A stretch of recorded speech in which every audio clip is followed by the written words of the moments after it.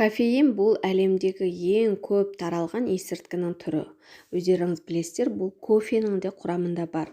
Соған қарамай, кофе кейбір ауруларға ем. Сонымен қатар, артық мөлшерде қабылдаған кезде оның зияны да бар.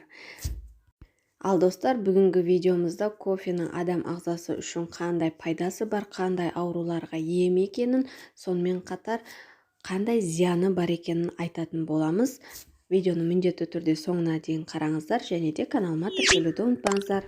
Кофенің пайдасына тоқталатын болсақ, біріншіден бұл адамды сергітеді және жұмыс өнімділігін арттырады. Ол кофеиннің ағзаға әсер етуіне байланысты. Көптеген ғалымдар кофенің есте сақтау қабілетін арттырып, көңіл күйді көтеретінін айтады. Сонымен бірге, кофеин ағзадағы метаболизм процесін жылдамдатады. Мысалы, кофеин арақ адамның бойындағы 29% майды ыдыратса, ал толық адамдарда 10%. Осы ыдыраған май жасушаларын ағза қосымша энергия көзі ретінде пайдаланады. Ал екіншіден, жаттығудан кейінгі бұлшық ет ауруын басады. Зерттеушілер жаттығудан кейін 2 шынаяқ кофе ішуге кеңес береді. Олар өздері жасаған тәжірибеде жаттығудан келген адамдардың жартысына кофе ішкізген. Артынан бұлшық еттегі ауырсынуларын 0 мен 10 балл арасында өлшеулерін сұраған кезде кофе ішкендердікі анағұрлым төмен болған. Үшіншіден, күйзелістен құтқарады. Кофеин ағзаның қозғалыс, есте сақтау және ойлау қабілеттеріне жауап беретін дофамин гормонын белсенді бөлдіреді. Бұл гормон рахаттану кезінде де көп бөлінеді екен. Сондықтан ғалымдар кофе күйзелістен құтылуға көмектеседі деп отыр. Олар тәжірибе нәтижесінде күніне 1 шынаяқ кофе ішетін әйелдерде күйзеліске ұшырау дәрежесі 20%-ға төмен болатынын анықтады. Төртіншіден, сенгіңіз келмесе де бұл бауыр асқазан ауруларының алдын алады делінген. Сингапур ғалымдары күн сайын 2 немесе одан да көп шынаяқ кофе ішу бауырдың циррозға, қатерлі ісікке шалдығуының алдын алатынын айтады. Өтте тас жиналмайды. Сондай-ақ 489.706 адам қатысқан тағы бір зерттеуде күніне 4-5 шынаяқ кофе ішетін адамдардың асқазанында қатерлі ісіктің пайда болу қаупі 15%-ға төмендейтінін анықталған. Бесінші, бұл қант диабеті, Альцгеймер мен Паркинсон ауруларынан құтқарады. 457.922 адам қатысқан 18 зерттеудің нәтижесінде әрбір шынаяқ кофенің диабетке шалдығу қаупін 7%-ға төмендететінін дәлелденді. Себебі кофе глобулин гормонына әсер етеді. Ол өз кезегінде диабеттің дамуында айтарлықтай рөл ойнайтынын, тестостерон мен эстрогеннің қызметіне жауап береді. Ал Альцгеймер ауруы 65 жастан асқан адамдарда болады. Оның белгілері ұмытшақтық, ойлау қабілетінен айырылуы. Бұл ауруға қарсы дәрі әлі шыққан жоқ. Алайда алдын алуға болады. Ол үшін дұрыс тамақтанып, үнемі физикалық және рухани жаттығулар жасап, кофе ішіп тұру керек. Паркинсон ауруы да сондай. Кофе қан құрттан қорғайды. Үндістандағы стоматологиялық институт ғалымдары өздері жүргізген зерттеудің нәтижесінде осындай қорытындыға келген. Олар күніне 3 шынаяқ қара кофе ішуге кеңес береді. Себебі сүт пен қаймақ оның пайдалы қасиеттерін жоғалтады екен.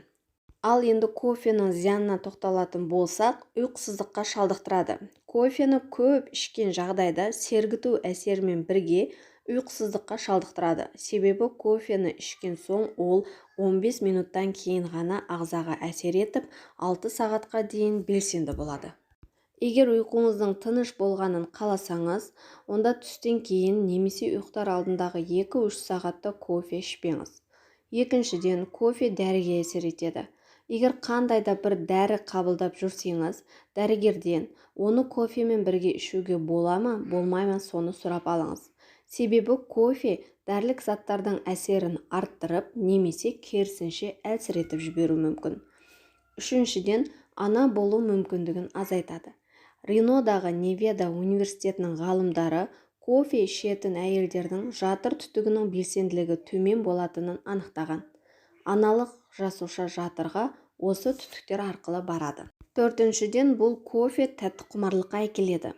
Кофе ішкен адамдар жеміс шырынын, газдалған немесе өзге де тәтті сусындарды ішуге құмартып тұрады екен. Бұл шешімді австриялық ғалымдар шығарған.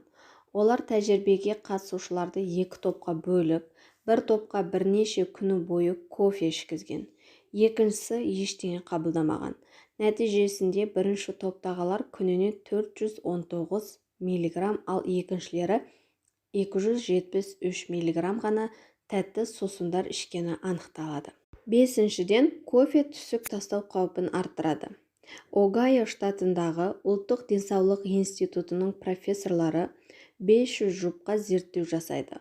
Олар күніне 2 шынаяқ артық кофе ішкендерді түсік тастау қаупі жоғары болғанын анықтады. Сондай-ақ жүктіліктің алғашқы 7 аптасында кофе ішу де зиян дейді ғалымдар. Алтыншы, қан қысымын көтереді. Италия ғалымдары 18 бен 45 жас аралығындағы 1200 адамға зерттеу жасай келе, көп кофе ішетін адамдарда қан қысымы 4 есе жоғарылайтынын дәлелдеді. Ал 2 шынаяқ кофе ішетіндерде ол 3 есе жоғарылайды. Сонымен қорыта айтатын болсақ, кофенің адам денсаулығына пайдасы мен зиянының бар екенін естен шығармаған дұрыс. Ғалымдар күніне 200 мг кофеин қабылдауға кеңес береді. Ол шамамен 1-2 шынаяқ ұнтақталған кофе немесе 3 шынаяқ ерігіш кофе. Сондай-ақ егер сізде асқазанда, қуықта немесе қан қысымына байланысты аурулар болса, кофеден мүлдем бас тартқаныңыз абзал.